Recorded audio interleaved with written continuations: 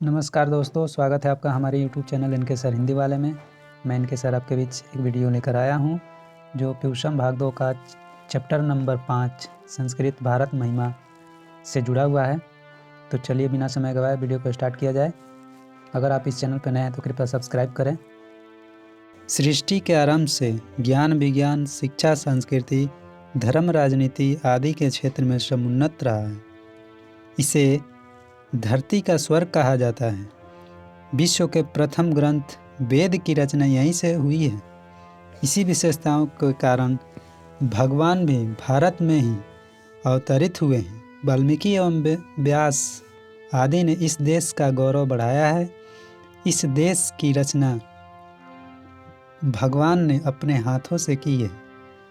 प्रथम एवं द्वितीय श्लोक भगवत पुराण से संकलित है तो अन्य पद देशभक्ति भाव से पूरी तरह कवियों द्वारा रचित की गई है।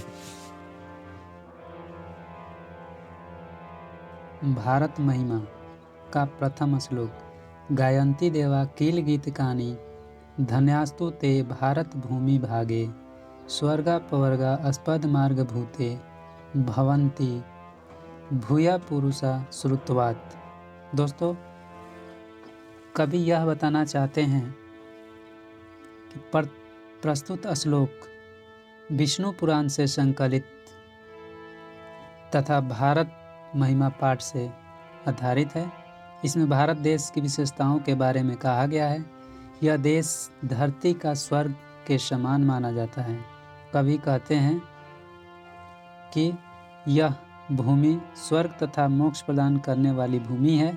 यहाँ जन्म लेने वाले सभी लोग देवतुल्य माने जाते हैं, क्योंकि रामकृष्ण जैसे अति मानव ने जन्म लेकर इस भूमि के महत्व को सिद्ध कर दिया है। तात्पर्य यह है कि भारत ही एक ऐसा देश है जहाँ भगवान अत्याचारियों का अंत करने के लिए इस धरती पर अपना रूप बदला हुआ है। यह भूमि ऋषि मुनियों की यज्ञस्थली है, देशभक्तों की कर्मस्थली है तथा श्रद्धालुओं की धर्मस्थली है।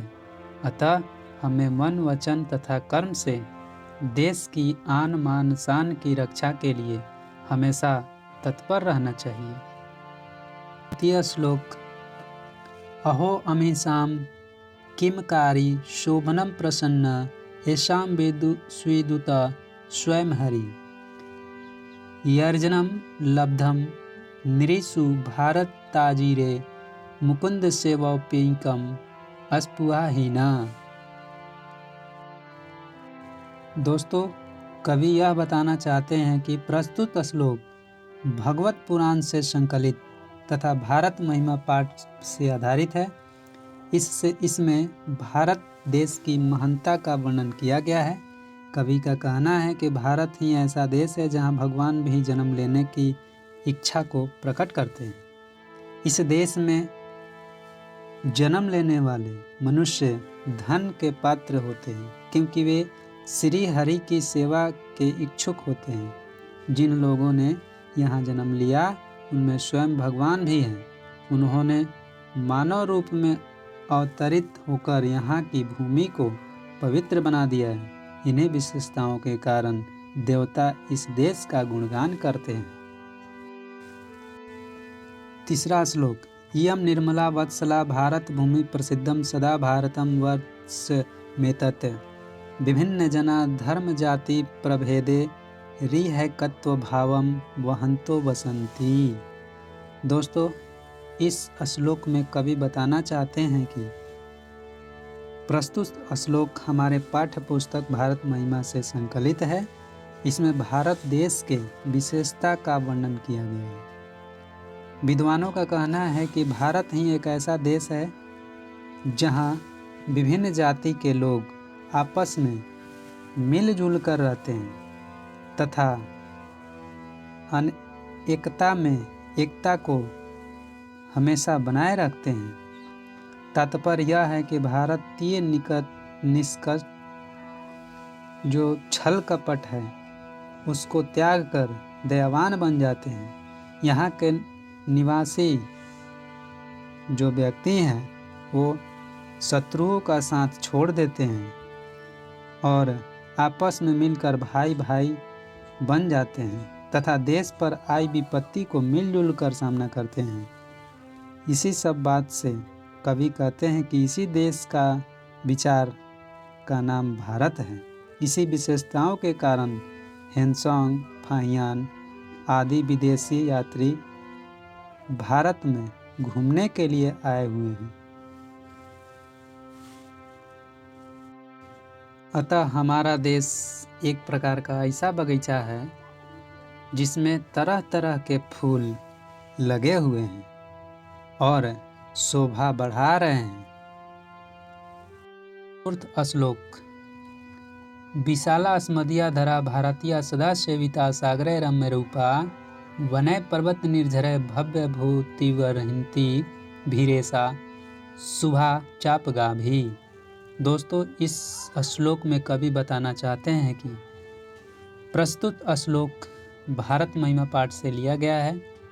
इसमें भारत की विशालता एवं प्राकृतिक संपदा के संबंध में प्रकाश डाला गया है। यानी कवि का कहना है कि भारत एक ऐसा देश है जिसके उत्तर दिशा में हिमालय प्रहरी के समान विद्वान है तथा दक्षिण दिशा में हिंद महासागर पांव पखार रहा है। गंगा, यमुना तथा ब्रह्मपुत्र जैसे नदियां अपने जल में यहाँ की भूमि को सींचती है, तो वनों की मूल्यवान लकड़ियाँ एवं फूल मिलते हैं। तात्पर्य यह है कि विधाता ने भारत को सारी सुविधाएं ये दे चुकी है। इसके पर्वतीय क्षेत्र विभिन्न प्रकार के खनिजों से पूर्ण है। यहाँ ऋतु के अनुसार फल फूल मिलते हैं तथा वातावरण में परिवर्तन होता रहता है। अर्थात दोस्तों, हमारा देश ऐसा देश है जो अति विस्तृत तथा प्राकृतिक संपदाओं से परिपूर्ण है। इसके तीन तरफ से सागर लहराते हैं और यह वनों, पर्वतों, झरनों तथा बहती हुई नदियों से हमेशा शोभनीय रहता है। पंचम श्लोक। जगत गौरवम भारतम शोभनीयम सदा अस्माभिरेतथा पूजनीयम भवेद देशभक्ति समेषां जनानां परादर्श रूपा सदा वर्जनीया। इस श्लोक में कवि यह बताना चाहते हैं कि यह देश भारत पूजनीय तथा शोभनीय है और यह हमेशा विश्व का गौरव रहा है। यहाँ के सभी लोग देशभक्ति आकर्षणीय एवं श्रेष्ठ आदर्श रूप हो, यानी यहाँ के सभी लोग अपनी देशभक्ति के प्रति हमेशा तत्पर हों। यानी तात्पर्य यह है कि हमारी देशभक्ति इतनी श्रेष्ठ हो कि हमारे देश के सामने कोई दूसरा देश अपना कोई प्रभाव ना दिखा सके। इससे हमारा देश सर्वश्रेष्ठ हो सकता है। कहा जाता है कि तुम दूध मांगोगे तो मैं खीर दूंगा, तुम दूध मांगोगे तो मैं खीर दूंगा, तुम खून मांगोगे तो मैं चीर दूंगा। दोस्तों, वीडियो पसंद आया हो तो कृपया लाइक करें, शेयर करें, सब्सक्राइब करें तथा बेल आइकन को दबाना ना भूलें ताकि जब मैं नया वीडियो अपलोड करूं तो सबसे पहले आप तक पहुंचे। मिलते हैं अगले वीडियो में नए अपडेट के साथ। तब तक के लिए दीजिए हमें इजाज़त। जय हिंद, जय भारत।